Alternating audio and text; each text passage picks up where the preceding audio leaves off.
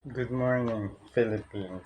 And totoo ba mga taga Davao na gusto nyo ilabas ng kulungan si President Duterte?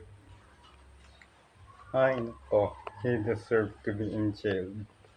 Huwag kayong maniwala kay Sara na dapat siyang makalabas ng kulungan dahil he's a corrupt official and he's a criminal against humanity.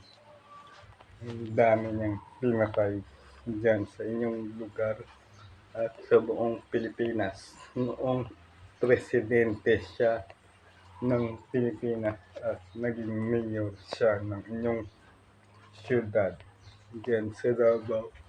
He is not deserving to be a freed man against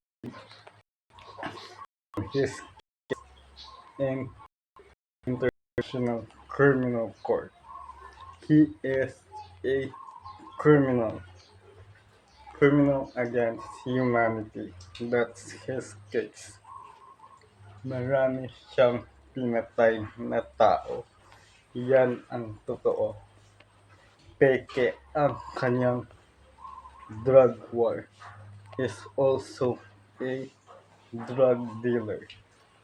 He's also a corrupt mayor and a corrupt president of our country. He is not deserved to be a freed man